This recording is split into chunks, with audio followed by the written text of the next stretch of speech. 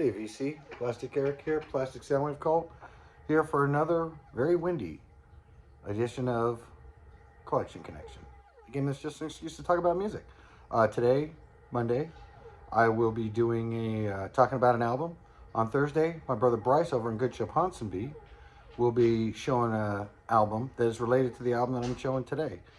And then on Monday, I will make a connection to that album that he showed in my collection. And you guys get to guess what the connections are. Nobody guessed the correct connection for the last episode that Bryce showed.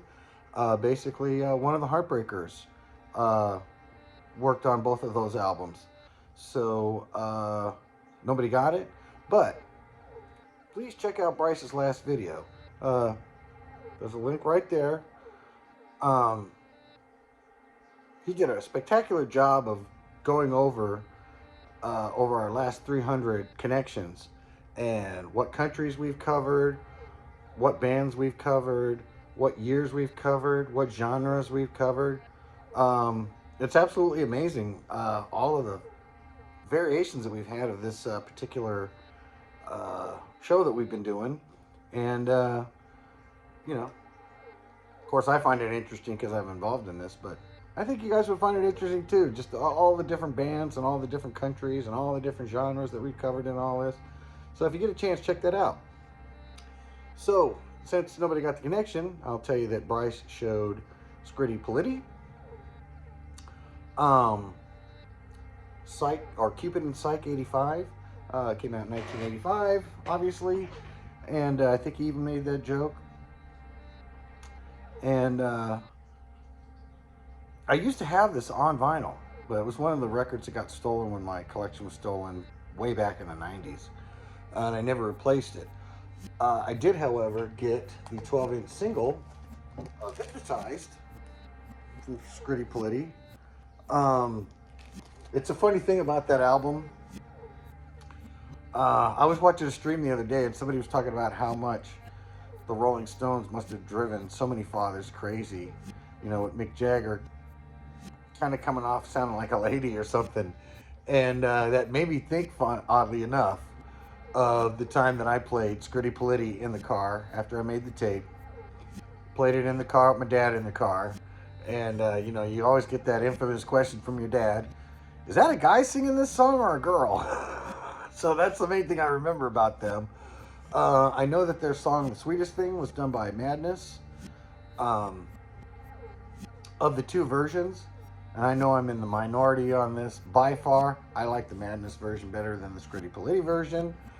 Scritti Politti version is okay, but I think Madness just gave it a little bit more oomph, or at least in my taste. Kill me if you want. But that makes me think about we need to go on to what my connection is to Scritti Politti.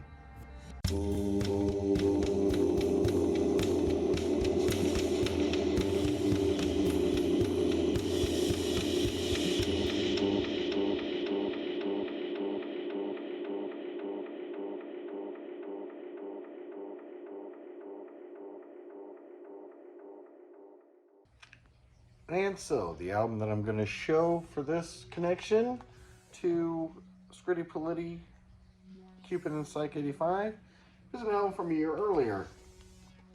Who's Afraid of the Art of Noise? I get a lot of people can't get into this. I've already heard from Bryce that when he was playing this, his wife wasn't digging it too much. I get it. It's avant-garde. Not everybody can stand it.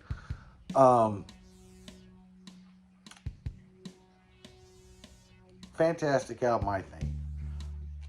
I thought this was a comp because it has quite a few good songs on it and songs that I knew when I first got it. I just recently picked this up in Albuquerque, but I did have the CD for a long time. And what is it? A Time for Fear, Beatbox, Close to the Edit. I love that song. Moments in Love, the 10-minute long version. Memento, How to Kill, Realization.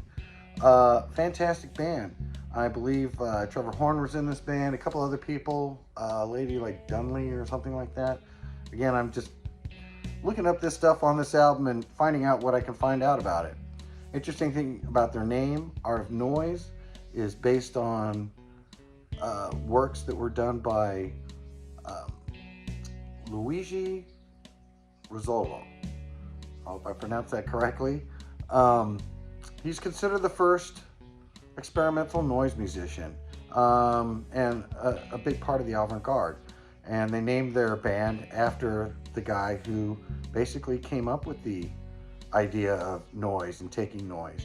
And I believe they use a synclavier is what they used to make their noise. They would make samples and turn it into music, and literally the art of noise. And so Rizzolo had written a book about this, and these guys took it to the nth degree. It's absolutely fantastic.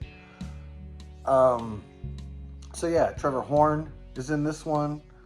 I mean, I think he's in all of the iterations of the band. This came out a little bit after he did the Buggles, but he had worked with Yes on that 90210 album. And some of the stuff that he did on that album, especially if you listen to like Owners of a Lonely Heart, you hear like certain, you know, not quite horns, but more synthesized, a synthetic sound.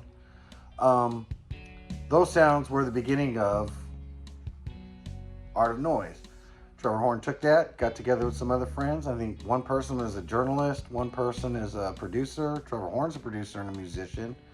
The lady, she is a composer and arranger.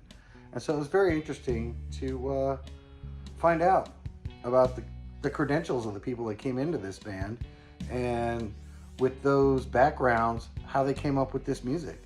And even Tim Tam loves to listen to this album.